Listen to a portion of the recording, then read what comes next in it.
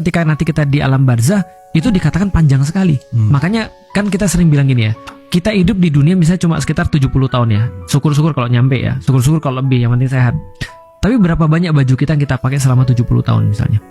Kita tentu nggak bisa ngitung sampai sekarang. Dan kita nyiapin itu seumur hidup kita. Kita beli yang baru, kita pilih yang paling bagus dan segala macam. Tapi dengan konsep yang sama, kita mikir nggak sih pakaian kita nanti di alam kubur? Andai kan ada orang meninggal ketika Indonesia merdeka, sekarang udah berapa?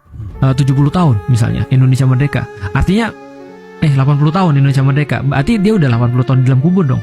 Apalagi orang-orang yang sebelumnya. Artinya lama banget di dalam alam kubur. Nah, konsep waktunya bukan konsep kita yang jelas lama. Makanya dikata oleh Rasulullah, berbekallah untuk mati kan gitu. Nah, itu bagi orang baik.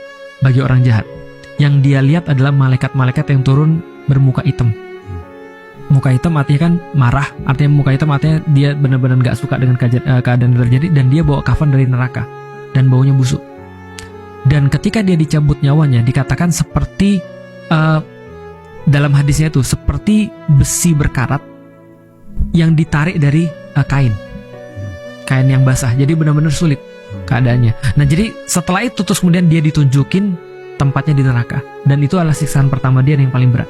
Dan setiap waktu ketika dia terus kemudian sudah di tanah, dia akan terus kemudian mengalami ya siksaan-siksaan yang sudah kita tahu itu, siksaan-siksaan alam kubur itu. Di titik ini Ustadz, saya khawatir banyak orang merasakan hal yang sama seperti yang saya rasakan. Apa tuh? Yaitu sedih. Karena dari deskripsinya, ayah saya meninggal seperti yang kedua. Alasannya?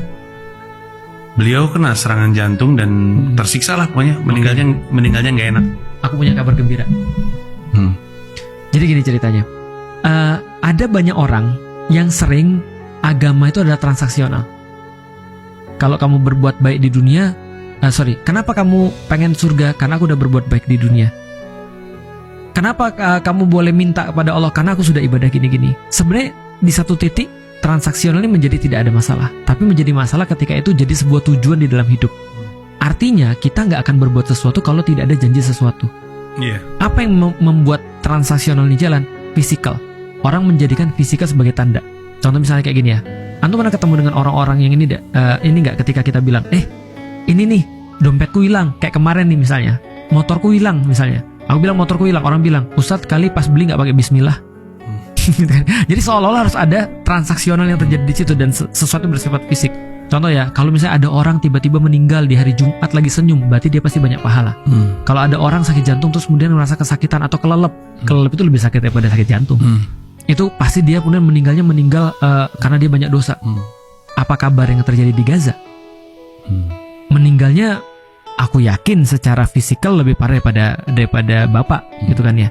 Tapi apakah kita bisa menjudge bahwasanya itu adalah mati su'ul khotimah? Jawabannya tidak. Kita cuma bisa mengatakan kalau ada orang yang meninggal dalam keadaan tenang, insya Allah ini husnul khotimah. Tapi kalau ada orang meninggal dalam keadaan sulit, kita bisa katakan bahwasanya alhamdulillah, bisa jadi dia punya kesalahan-kesalahan ketika di dunia dan semuanya sudah dinolkan oleh Allah dengan kesakitan. Jadi semuanya jadi baik kan. Tapi yang sudah pasti adalah kita nggak tahu nih kita matinya seperti apa. Tapi yang jelas bekal itu harus ada. Dan termasuk salah satu bekal adalah anak yang soleh kan gitu. Artinya Mas Panji dalam keadaan ini punya keadaan yang lebih baik daripada aku. Mas Panji sudah jelas bapaknya mati dalam keadaan Islam. Meskipun kita nggak tahu ibadah-ibadah dia di dunia, tapi aku nggak tahu bapakku mati dalam keadaan apa atau ibuku mati dalam keadaan apa. Artinya kalau andai kan kayak yang sudah terjadi, nenekku mati, jelas bukan muslim. Aku mau doain gimana caranya? Paling cuma dalam hatiku aja kan, aku sayang sama nenekku, aku dulu dibesarin sama nenekku ketika masih kecil. Aku cuma bisa bilang dalam hati aja, mudah-mudahan somehow ketika dia mati berarti dalam keadaan baik misalnya.